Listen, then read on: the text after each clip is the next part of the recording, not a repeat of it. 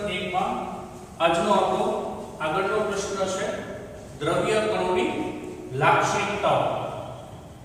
તો પરીક્ષાની દ્રષ્ટિએ ઇમ્પોર્ટન્ટ પ્રશ્ન છે. દ્રવ્ય કણોની લાક્ષણિકતાઓ જણાવો. બે માર્કનો પ્રશ્ન બને. તો જોઈએ એક કે દ્રવ્ય કણો છે અતિ સૂક્ષ્મ હોય,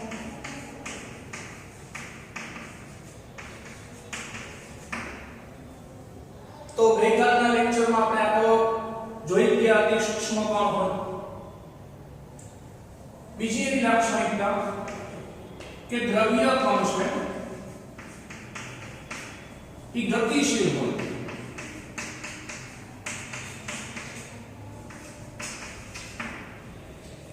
તો ગતિશીલ હોય એટલે શું કે કોઈ પાત્ર છે, આપણે જોયું કે આ પાત્રમાં પાણી ભરેલું હોય, એના અંદર કોઈ પદાર્થ નાખવામાં આવે તો એ દ્રાવણમાં ઓગળ્યા પછી અસ્તવ્યસ્ત ગતિ કરતા હોય. તો એટલે આ સતત એક જગ્યાએ સ્થિર ન હોય, બધી જગ્યાએ આમ ઝિગઝેગ પ્રકારની ગતિ કરતા હોય, અસ્તવ્યસ્ત ગતિ કરતા હોય. આ ગતિ બીજું એક ઉદાહરણ લઈએ તો એક ખૂણા ઉપર મીણબત્તી સળગાવવામાં આવે, સોરી અગરબત્તી, તો આ અગરબત્તીની આપણે સુગંધ બીજા ખૂણા સુધી પણ આવે. મતલબ કે એ ગતિશીલ હોય, ગતિ ઊર્જા ધરાવે. હવે આમાં જો દ્રવ્ય કણ છે એ તાપમાન બદલે એટલે કે તાપમાન વધે તો એ ગતિશીલ છે, એની ગતિ ઊર્જામાં વધારો. ત્રીજો ટોપિક લખો કે તાપમાન વધે તો દ્રવ્યની ગતિ ઊર્જા વધે.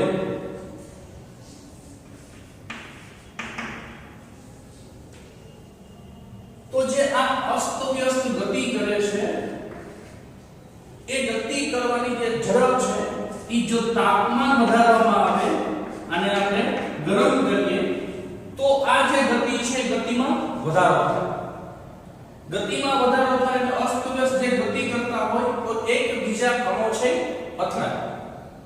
તો મેં તમને કીધું કે બે કણો વચ્ચે આંતરણીય અવકાશ હોય, એવી રીતે આ જે બે કણો છે એ જોઈન્ટ પણ હોય, અણુઓ વચ્ચે આકર્ષણ હોય.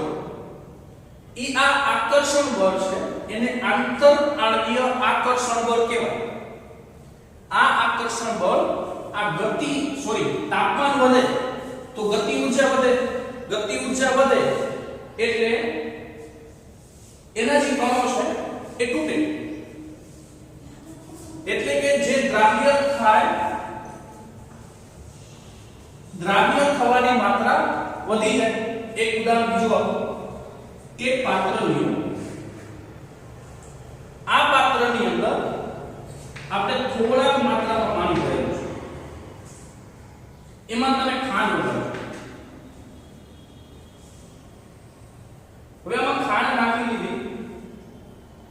હવે એ ખાંડને હલાવશો તો ઓગળી જશે. વળી પાછી ખાંડ નાખવાની, વળી હલાવવાની તો વળી પાછી ઓગળી ગઈ. વળી એક ચમચી ખાંડ નાખો તો એક સમય એવો આવશે કે આની અંદર ખાંડ ઓગળવાનું બંધ થઈ જશે, નીચે ખાંડ રહી જશે. તો નીચે ખાંડ રહી જાય, ઓગળવાનું ચમચી હલાવવા છતાં ઓગળતી નથી, તો આ પાત્રને તમે થોડું ગરમ કરજો. જો ગરમ કરવામાં આવશે તો આ રહેલી ખાંડ છે વળી પાછી ઓગળી જશે. નહોતી ઓગળતી છતાં ઓગળી ગઈ. શું ફેરફાર થયો કે આ તાપમાન, અહીંયા જે પાત્રનું તાપમાન હતું ઈ તાપમાનમાં આપણે વધારો કર્યો. તો તાપમાન વધે તો ગતિ ઊર્જા વધે, ગતિ ઊર્જા વધે એટલે દ્રાવ્યતા વધે. આમાં ખાંડ છે એ દ્રાવ્ય થઈ કહેવાય પાણીમાં, તો એ દ્રાવ્યતામાં વધારો થાય. તો વધારો શું કામ થાય કે દ્રવ્ય કણ ઓલરેડી ગતિશીલ છે, એમાં તાપમાન વધારો કર્યો એટલે ગતિ ઊર્જામાં વધારો થયો. ગતિ ઊર્જા વધી એટલે દ્રાવ્યતા વધી. તો આ જે છે એ તમારા મમ્મી છે ઘરે બરાબર જાણતા હશે.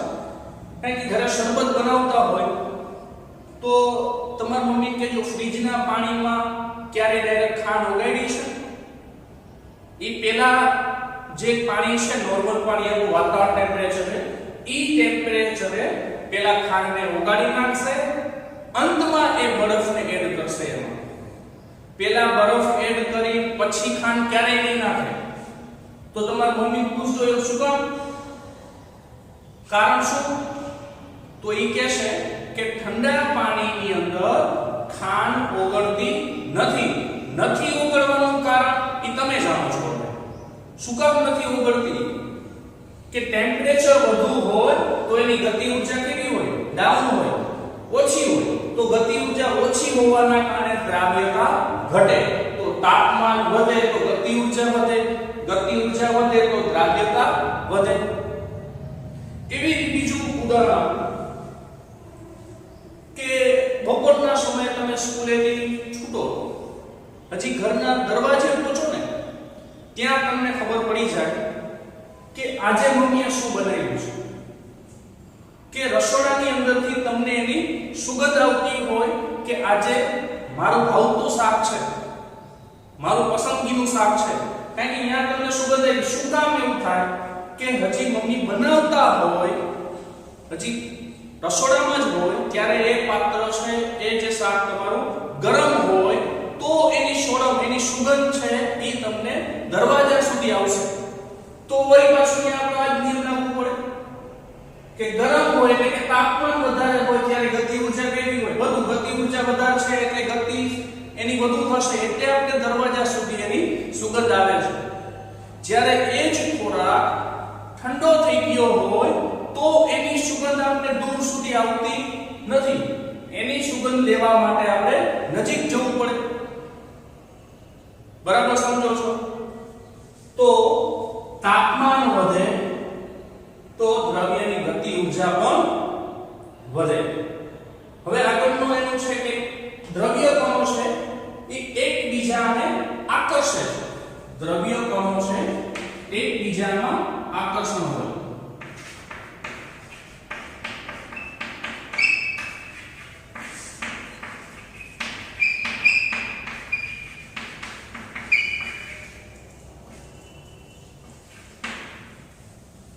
તો પાણીમાં ખાંડ નાખી, કણો કણો વચ્ચે આકર્ષણ બળ હોય.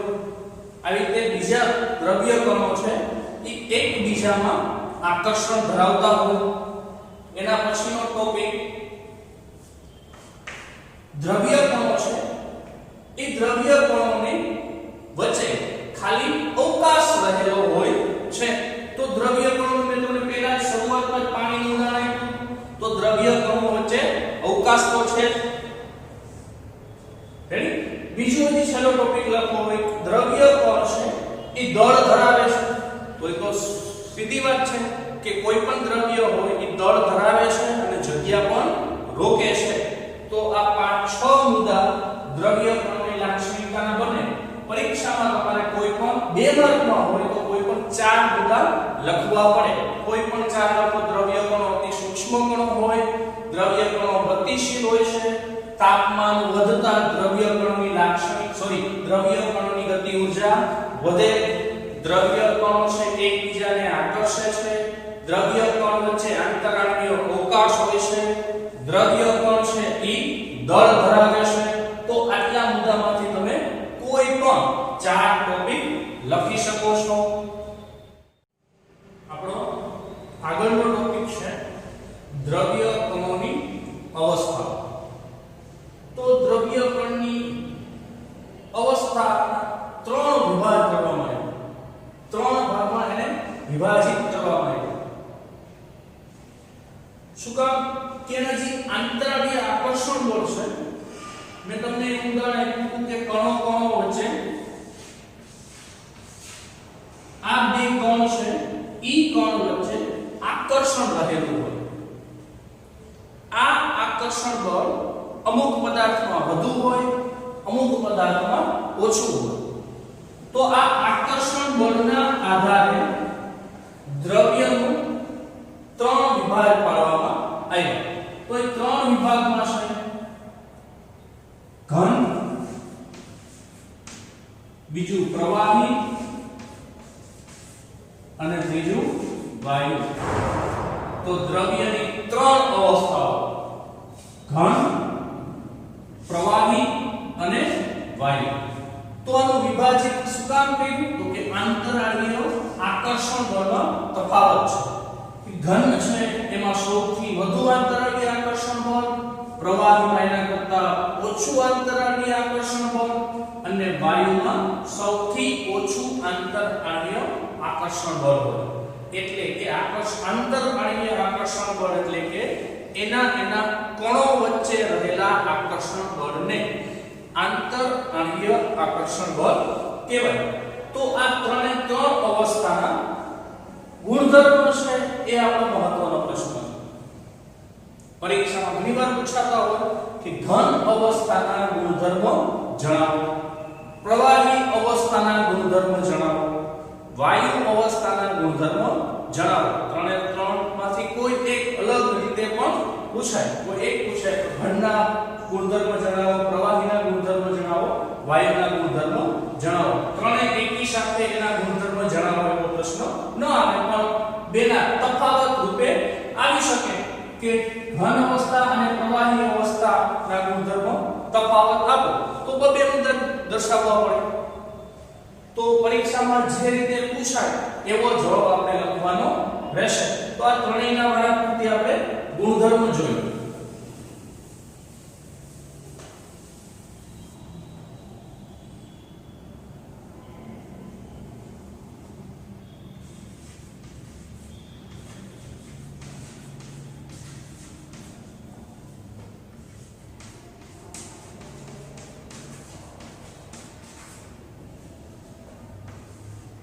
ઘન અવસ્થાના ગુણધર્મ.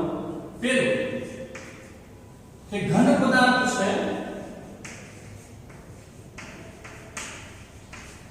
એ ચોક્કસ આકાર ધરાવે,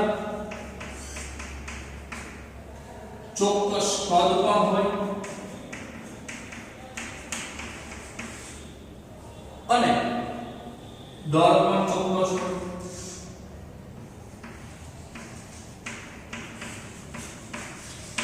તો પેલો મુદ્દો બની ગયો કે ઘન પદાર્થ છે એ ચોક્કસ આકાર હોય, ચોક્કસ કદ હોય અને ચોક્કસ દળ પણ હોય.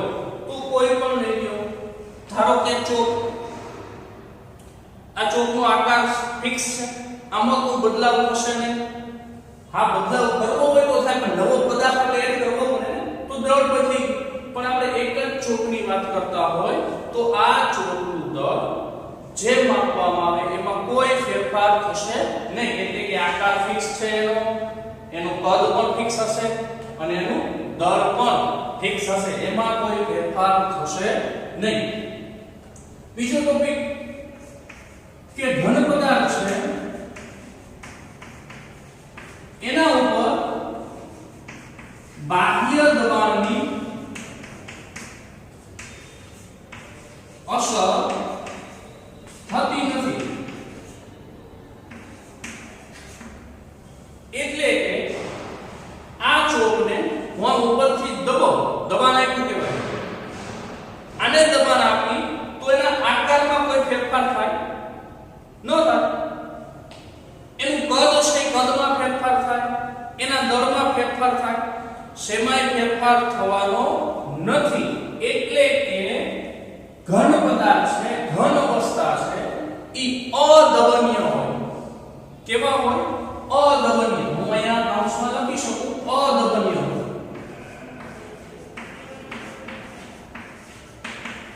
દબાઈ નહીં તેવા. હા, એમાં એક અપવાદ છે જે તમારી સામે છે. સ્પોન્જ આ ઘન પદાર્થ ગણાય. આ દબાઈ છે, જો આ દબનીય છે, પણ શું કામ એવું છે કે આ અપવાદ છે કે આના કણો વચ્ચે જગ્યા વધુ હોય એટલે આ દબાય છે.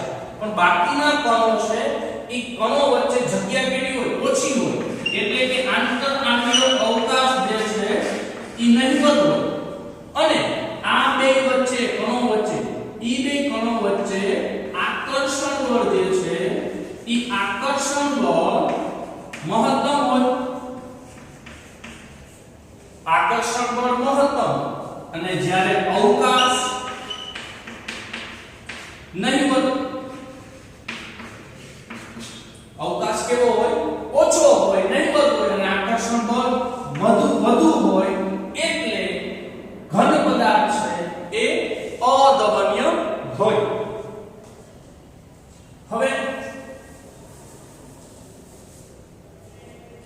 ઘન પદાર્થ છે ઈ તરલ હોતા નથી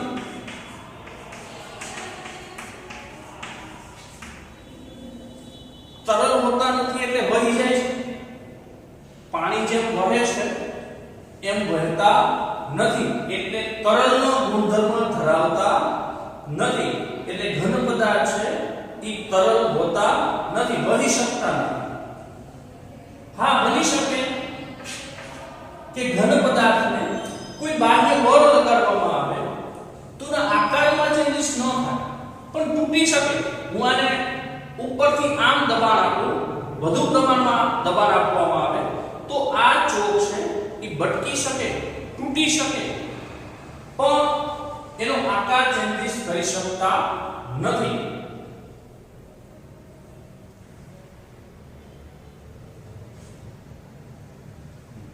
તો આ ચાર ગુણધર્મો ઘન અવસ્થાના આપણે આપેલા છે તો પેલું ઘન પદાર્થ છે ચોક્કસ આકાર કદ અને દળ ધરાવે છે ઘન પદાર્થને બાહ્ય દબાણની અસર થતી નથી એટલે કે અદબનીય હોય છે પણ બાહ્ય દબાણ બળ છે એ વધુ આપવામાં આવે તો ઘન પદાર્થ તૂટી શકે છે બરાબર આકારમાં ફેરફાર થતો નથી ઘન પદાર્થ તરલ હોતા નથી એટલે કે તરલનો ગુણધર્મ હોતો નથી એટલે કે વહી શકતા નથી તો આ હતા ઘન અવસ્થાના ગુણધર્મો હવે સાથે આપણે પ્રવાહી અવસ્થાના ગુણધર્મો પણ જોઈએ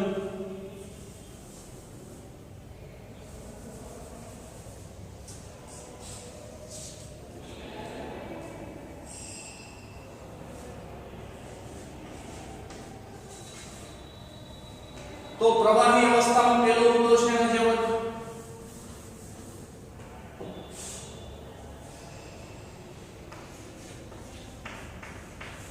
પ્રવાહી પદાર્થ ચોક્કસ આકાર હોતો નથી પ્રવાહી પદાર્થને આકાર ચોક્કસ હોતો નથી પણ એનું કદ અને દળ છે એ તો હોય જ છે જેટલું કદ હોય કદમાં કોઈ ફેરફાર થશે નહીં એટલે કે મોસ્ટ ઓફ જે પ્રવાહી છે કદમાં મૂકવામાં આવે એટલે કદમાં ફેરફાર થતો નથી પણ આકાર બદલે જેમ કે ધારો કે આ પાત્રની અંદર મેં અહીંયા સુધીનું પાણી ભરેલું હોય એટલે 1 લિટર પાણી છે કેટલું પાણી છે 1 લિટર તો કદ કેટલું 1 લિટર રાઈટ હવે એને હું આવા પાત્રમાં ભરું તો કદ કેટલું થવાનું તો એ 1 લિટર જ થવાનું છે કદમાં કોઈ ફેરફાર થશે નહીં પણ એનો આકાર બદલી જશે ને ગોળ પાત્રમાં નાખવામાં આવે તો એનો આકાર ગોળ ધારણ કરશે તો પ્રવાહી પદાર્થ છે એ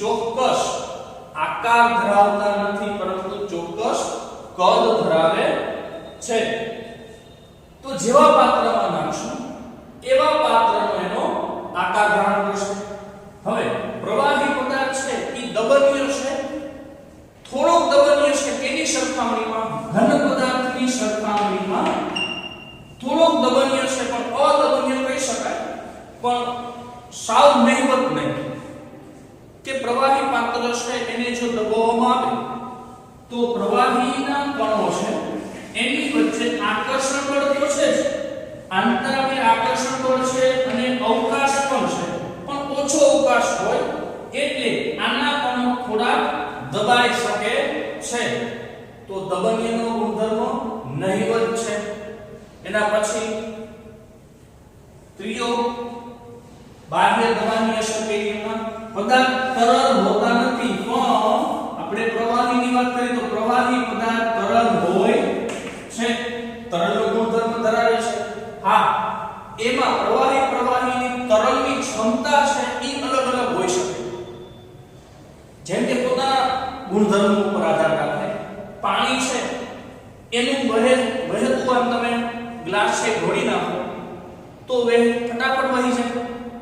એની જગ્યાએ તેલ ઢોળ્યું હોય તો એ વહે તો છે જ, પણ પાણી કરતા એની સ્પીડ કેવી હશે? ધીમી, કારણ કે ચિકાસ ધરાવે છે, અંતરાલની અવકાશમાં ફેરફાર હોય તો એ ફેરફાર હોઈ શકે. પણ મોસ્ટ ઓફ બધા પ્રવાહી છે એ તરલનો ગુણધર્મ તો ધરાવે જ છે. તો આ હતા પ્રવાહી અવસ્થાના ગુણધર્મ. હવે જોઈએ વાયુ અવસ્થાના ગુણધર્મ.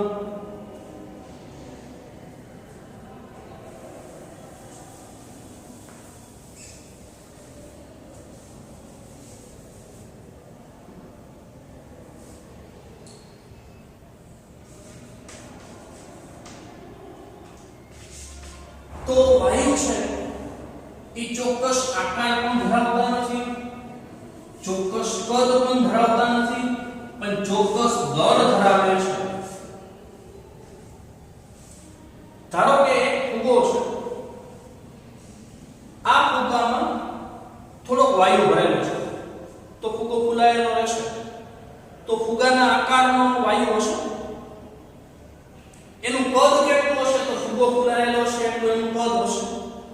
દળ કોઈ દળ ધરાવે, ધારો કે એનું n મોલ છે એ જથ્થો એનો દળ છે, તો 5 ગ્રામ ગણી લો, 2 ગ્રામ ગણી લો, એટલો વાયુમાં ભરેલો છે. હવે એ જ વાયુને બીજા એક ચોરસ પેટીમાં ભરી દેવામાં આવે. રંગીન વાયુ છે, ક્લોરીન ભરેલો રંગીન હોય છે, Cl2 ક્લોરીન રંગીન વાયુ છે. એને આપણે કાચની પેટીમાં છોડી દેવામાં આવે. એ જે ફુગ્ગો છે ફુગ્ગાને કાચની પેટીમાં છોડી દેવામાં આવે તો હવે એનો આકાર કેવો? ચોરસ પેટી છે તો ચોરસ આકાર થઈ ગયો.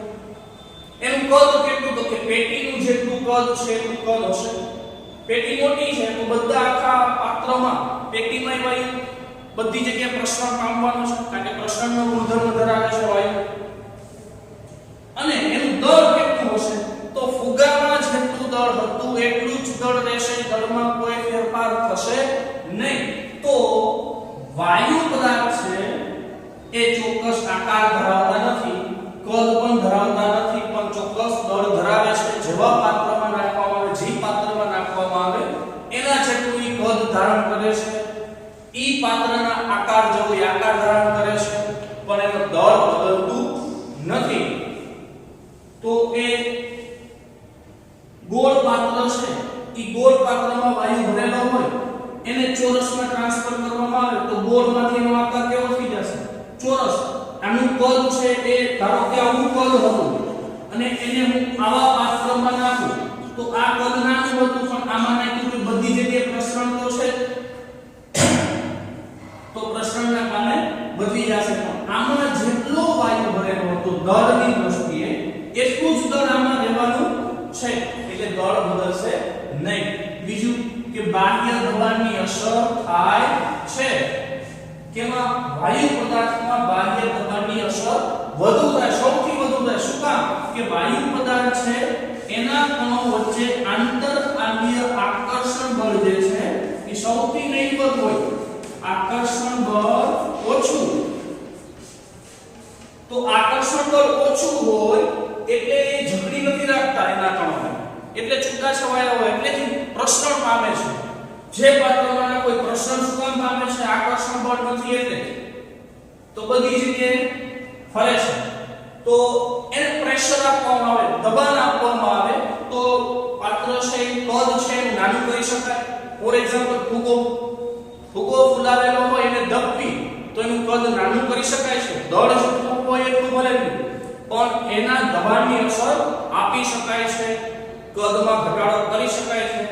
એવી જ રીતે આપણે ઘરે ગેસ સિલિન્ડર વાપરીએ છીએ તો ગેસ સિલિન્ડર જે છે એ સિલિન્ડર વાયુ ભરેલો હોય છે, પણ તમને બધા જાણો છો અંદર હોય છે તો પ્રવાહી છે, શું ગેસ છે, પણ આપણે જોઈએ છીએ શેમાં? પ્રવાહીમાં.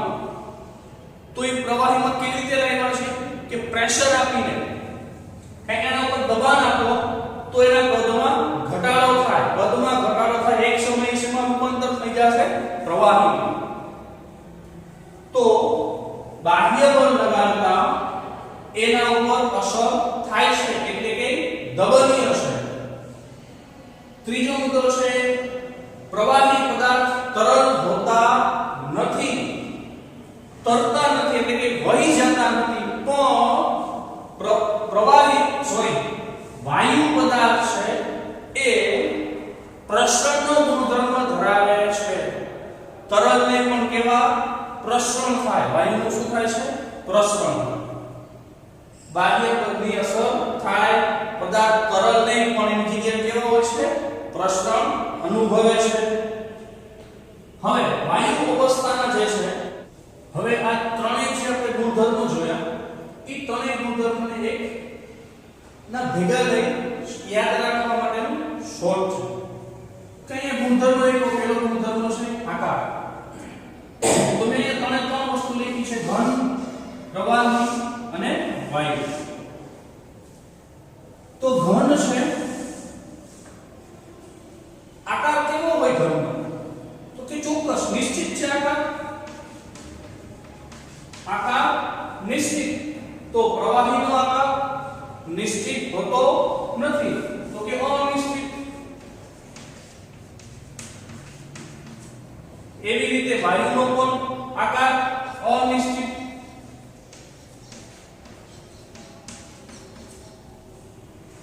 બીજો ગુણધર્મ કદ.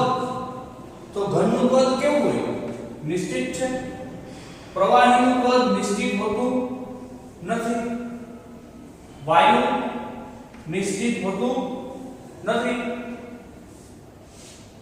દબાણ્યતા. ઘન ઉપર દબાણની અસર કેવી થાય ઓછી, સૌથી ઓછી અસર એટલે આને અદબાણ્ય કહી શકાય. આના ઉપર થોડી વધુ અદબાણ્ય. ઘન કરતા વધુ. જ્યારે વાયુ ઉપર સૌથી વધુ એટલે કે દબાણ્ય છે, સૌથી વધુ દબાણની અસર થાય. પ્રસરણ બળ. તો આનું પ્રસરણ તો ન થાય, આનું થાય પણ વાયુ કરતા ઓછું, પણ વાયુ સૌથી વધારે, તો આ પ્રસરણ સૌથી વધુ.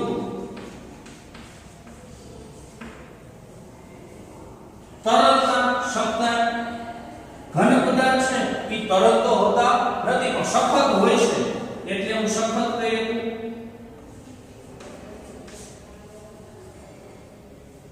જ્યારે પ્રવાહી કેવો હોય તરલ હોય. આ કેવા છે આ તો પ્રસરણ અનુભવે, તરલનો ગુણધર્મ ન હોય. આંતરઆણ્વીય આકર્ષણ બળ.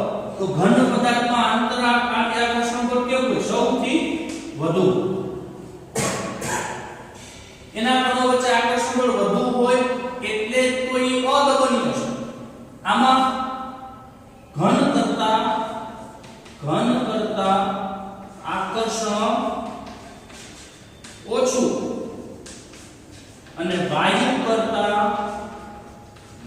કરતા વધુ. જ્યારે વાયુમાં આકર્ષણ બળ સૌથી ઓછું. તો આ હતા દ્રવ્ય કણોની ત્રણ અવસ્થાના ગુણધર્મ: ઘન અવસ્થા, પ્રવાહી અવસ્થા અને વાયુ અવસ્થા. તો ત્રણેય અવસ્થાના ગુણધર્મ પરીક્ષાની દ્રષ્ટિએ પણ ઇમ્પોર્ટન્ટ છે. બરાબર પ્રશ્નને સમજો અને એના દ્રઢીકરણ બાદ લખીને પાકા કરવા. હરિઓમ.